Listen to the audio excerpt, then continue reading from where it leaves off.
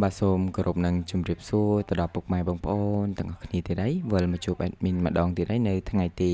25ខែ8ឆ្នាំ2026ហើយសម្រាប់ថ្ងៃទី25នេះ admin ក៏មាននៅតម្រុយល្អៗក៏ដូចជាលេខល្អៗយកមកជូនពុកម៉ែបងប្អូនទាំងអស់គ្នាទៀតហើយមុននឹងឈានចូលទៅកាន់តម្រុយថ្ងៃទី25 admin ចង់នាំពុកម៉ែបងប្អូនទៅមើលតម្រុយនៅថ្ងៃទី24ទាំងអស់គ្នាណាបាទបាទសម្រាប់ថ្ងៃទី24គឺថាបានចូលម៉ោង4ណា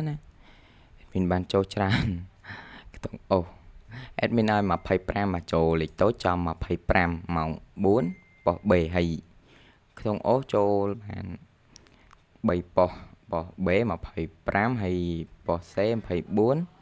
ហើយប៉ុស D 24ទៀតហើយលេខធំ admin ឲ្យបាទ764ហើយ286ហើយ admin ឲ្យចូលបានក្បែរដែរបងប្អូនបាទ admin ឲ្យ286ចេញ258ហើយនឹង582ខុសមួយលេខបងប្អូនហើយស្រាប់ម៉ោង6បាទម៉ោង6 admin សុំមើលតិចណាបងប្អូនម៉ោង6 admin ដូចអត់បានចូលទេម៉ោង6 admin ឲ្យ39ចេញ36 37ប៉ុស BD ហើយលេខធំ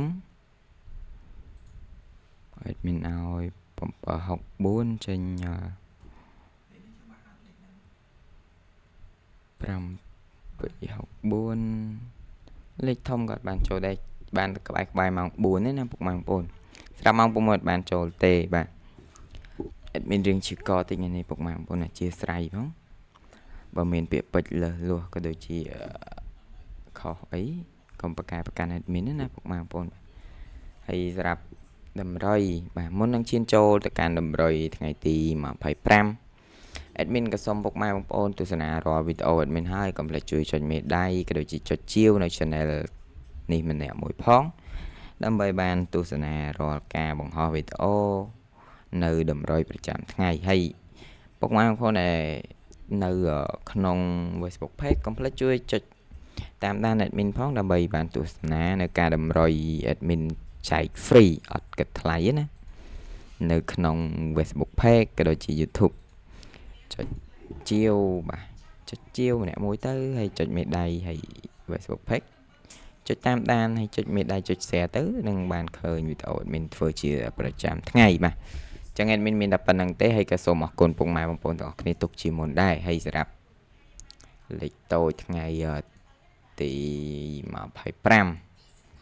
សម្រាប់ថ្ងៃទី25នេះក៏មានលេខល្អដែរពុកម៉ែបងប្អូនទស្សនាវីដេអូ admin ឲ្យចប់ទៅនឹងបាននៅតម្រុយល្អៗហើយ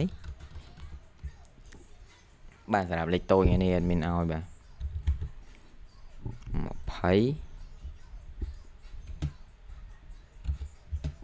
យ14 47ហើយ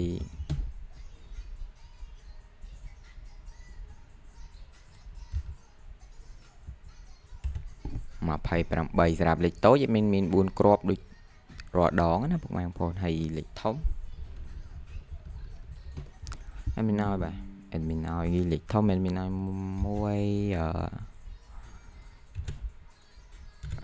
46ហើយនឹងមួយគ្រាប់ទៀត